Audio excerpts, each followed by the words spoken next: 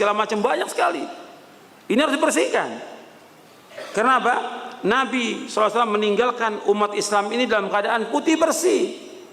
Nggak ada bercak-bercak syirik, nggak ada bercak-bercak khurafat, nggak ada bercak-bercak bid'ah, nggak ada penyimpangan. Lurus Nabi tinggalkan agama ini.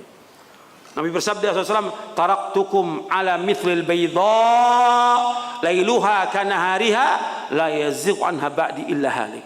Kata Nabi SAW, aku tinggalkan kalian agama ini putih bersih, putih bersih, malamnya seperti siangnya. Barang siapa yang berpaling dari yang putih bersih ini, dia pasti binasa, pasti binasa. Hadis ini sahih diriwayatkan oleh Imam Ibnu Abi Asim dalam kitabnya As-Sunnah. Jadi, dan juga Ibnu Majah meriwayatkan hadis ini.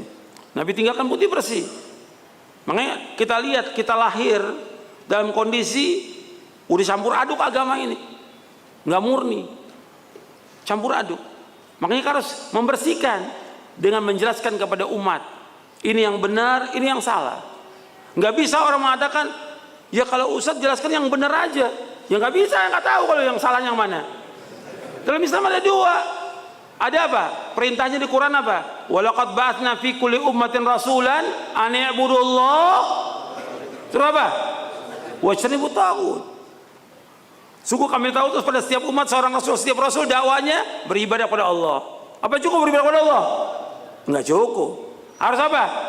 Meninggalkan taghut. Dua ini harus jalan. Kalau antum sering menyebutkan amar ma'ruf, lanjutnya apa? Nahi mungkar. Apa ada amar ma'ruf apa? Amar ma'ruf aja ada? Enggak ada, dua-duanya jalan. Amar ma'ruf, nahi mungkar. Karena orang ketika kita bahas tentang ini, kesalahan-kesalahan, Ustadz suka nyinggung orang. Saya nggak nyinggung orang. Menjelaskan agama ini supaya diamalkan oleh manusia dengan benar. Kalau kita nggak jelaskan, orang nggak tahu tentang kesyirikan.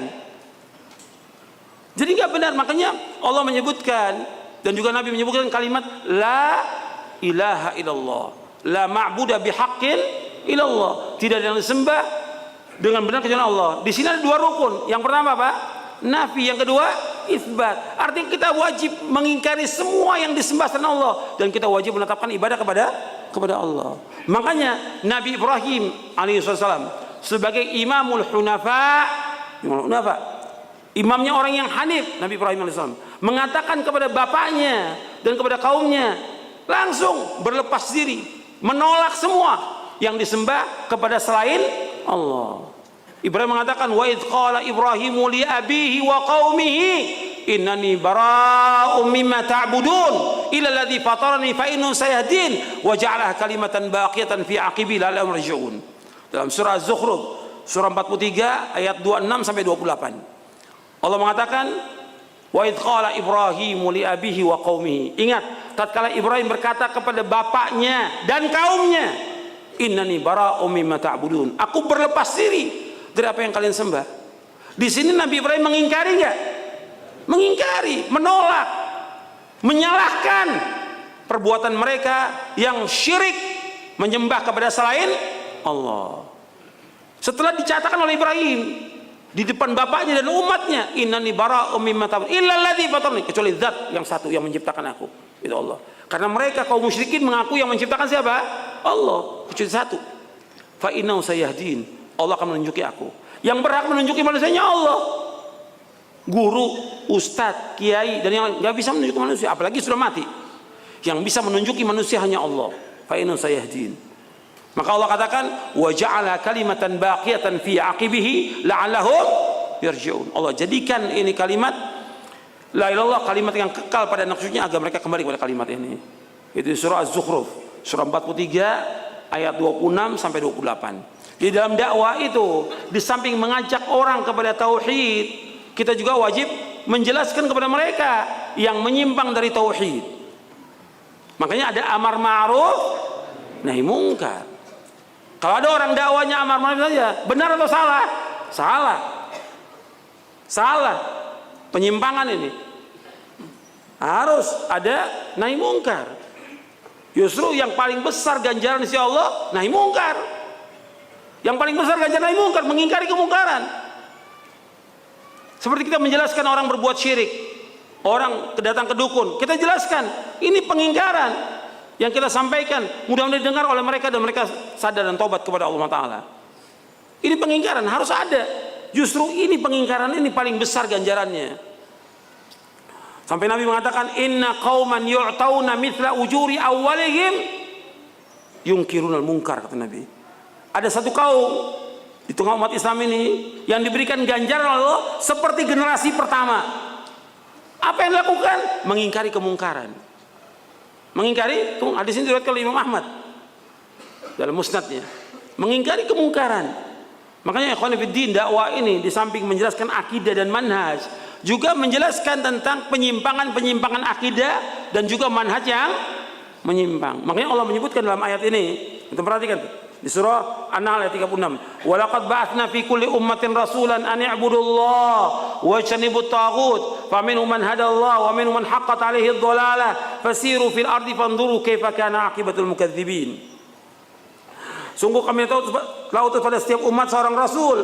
Setiap rasul dakwanya an i'budullah, hendaklah beribadah hanya kepada Allah saja. Wa ijtanibut taghut, dan jauhkan taghut. Faminhum man hadallah, di antara mereka ada yang Allah berikan petunjuk. Wa minhum man haqqat 'alaihi dhalalah, di antara mereka ada yang tetap dalam kesesatan.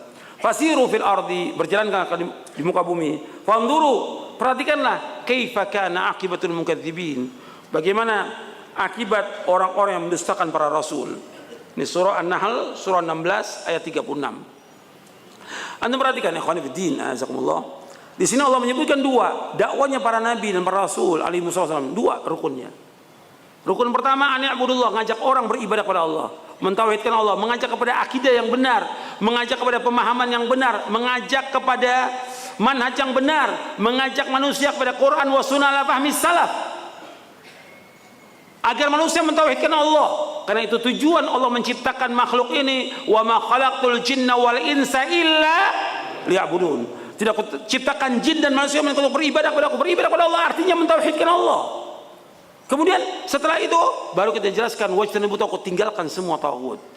Kullu ma ubida min dullah, apa-apa yang disembah selain Allah, tinggalkan semua yang disembah oleh manusia selain Allah. Orang menyembah kubur, menyembah batu, pohon, jimat, keris, burung dan yang lainnya, masih banyak disembah. Atau orang menyembah atasannya, kan ada orang menyembah atasannya, atasannya dijadikan sebagai Tuhan. Atas sudah waktunya sholat, kalau atasnya bilang berangkat, nggak sholat dia. Hari ini nggak boleh puasa, nggak puasa mereka.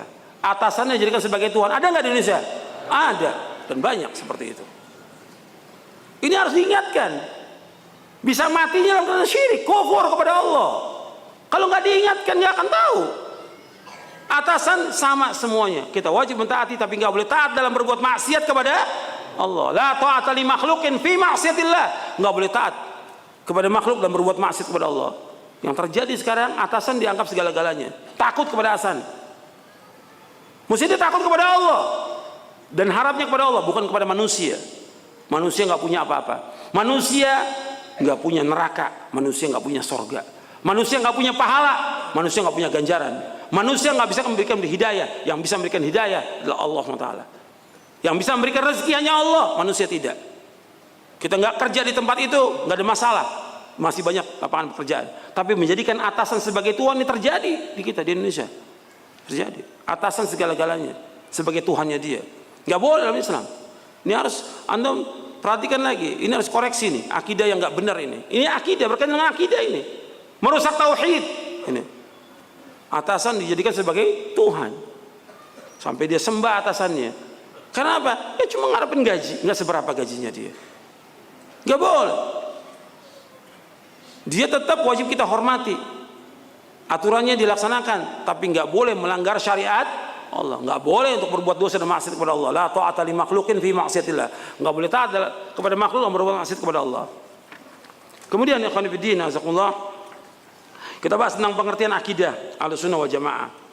Karena tadi saya sebutkan ada orang-orang yang ngaku dia Ahlussunnah wal Jamaah, tapi kita lihat akidahnya jauh dari akidah Ahlussunnah wal Jamaah.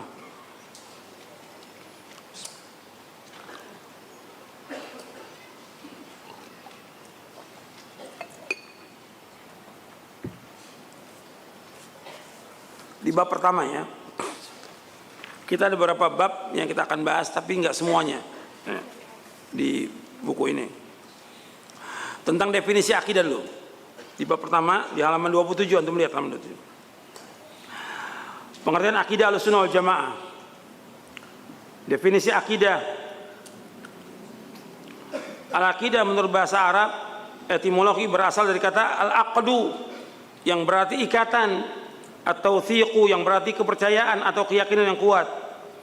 Al-ihkamu al-ihkam yang artinya mengokohkan, menetapkan, dan arabtu biquwwah yang berarti mengikat dengan kuat. Sedangkan menurut istilah yang umum, akidah iman yang teguh dan pasti yang tidak keraguan sedikit pun bagi orang yang meyakininya. Jadi akidah Islamiyah adalah keimanan yang teguh dan bersifat pasti kepada Allah dengan segala pelaksanaan kewajiban bertauhid dan taat kepadanya, beriman kepada malaikat-malaikatnya, rasul-rasulnya, kitab-kitabnya, hari akhir, takdir baik dan buruk, mengimani seluruh apa-apa yang telah sahih tentang prinsip-prinsip agama, perkara-perkara yang gaib, beriman kepada apa yang menjadi ijma, konsensus dari salafus saleh, serta seluruh berita yang qat'i, yang pasti baik secara ilmiah maupun secara amaliyah yang telah ditetapkan menurut Al-Quran dan Sunnah yang sahih serta ijma salafus saleh. Jadi akidah ini lebih luas. Akidah ini lebih luas. Ada juga sering dibahas tentang tauhid, ya. Tauhid. Bedanya kalau tauhid itu pembahasannya berkaitan tentang rububiyah, uluhiyah, asma dan sifat. Dan akidah ini merupakan awal yang pertama untuk dikaji, maka dibahas di kitab-kitab pembahasan tentang tauhid, yaitu tentang rububiyah, uluhiyah, asma wa sifat. Dijelaskan oleh sebagian masyayikh tentang al-farqu bainal aqidah wa tauhid. Anna tauhid minal aqidah bal wa uswal awwal wa ra'su alladhi la yumkinu an taquma bihi wa huwa ma yata'allaqu billahi ta'ala uluhiyatan wa rububiyatan wa asma'an wa sifat. Tauhid termasuk akidah, bahkan ini pokok dari akidah. Dan pokoknya yang enggak mungkin akan tegak akidah tanpa tauhid. Dan ini berkaitan dengan Allah, berkaitan dengan uluhiyah, rububiyah dan asma wa sifat. Fat tauhidu akhassu min al-aqidah. Tauhid lebih khusus daripada akidah. Wal aqidatu a'ammu min tauhid. Dan akidah itu lebih umum dari tauhid. Jadi ini disebutkan tentang akidah, dan pembahasan akidah seperti yang tadi saya sebutkan. Pembahasan tentang akidah ini mencakup semuanya. Artinya tentang iman kepada Allah, kepada malaikat, kepada rasul-rasulnya, kepada kitab-kitabnya, kepada yaumul akhir, kepada qada dan qadar baik dan buruk. Lebih luas kajian tentang akidah itu. Kalau tauhid lebih khusus. Dan tauhid itu dibagi oleh para ulama menjadi 3, rububiyah, uluhiyah, asma wa sifat, bukan sesuatu yang baru, bukan. Tapi berikan istiqra untuk memudahkan. Untuk memudahkan.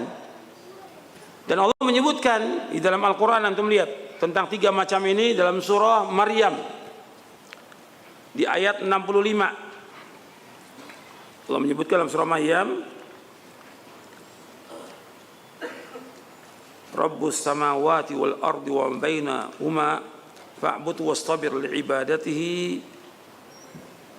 hal ta'lamu lahu samiyya. Di surah Maryam surah 19 ayat 65 Allah berfirman, Rabbus samawati wal ardi wa ma bainahuma fa'budhu wastabir li'ibadatihi hal ta'lamu lahu samiyya. Artinya Allah yang memiliki langit dan bumi dan di antara keduanya, maka beribadahlah kepadanya dan sabarlah dalam beribadah kepadanya. Apakah engkau tahu ada yang sama dengan Allah? Artinya nggak ada satupun yang sama dengan Allah. Di sini disebutkan kalimat Rabbus samawati wal ardi wa ma bainahuma berkaitan dengan tauhid apa di sini? Tauhid apa? Rububiyah. Allah Rabb, pemilik langit dan bumi dan antara keduanya. Ini rububiyah. Kemudian yang kedua, fa'budhu wastabir li'ibadati, berkaitan dengan tauhid apa? Uluhiyah. Beribadah kepada Allah dan sabarlah dalam beribadah kepadanya. Ini tauhid al-uluhiyah. Hal ta'lamu lahu samiyya, apakah ada yang sama dengan Allah berkaitan dengan tauhid?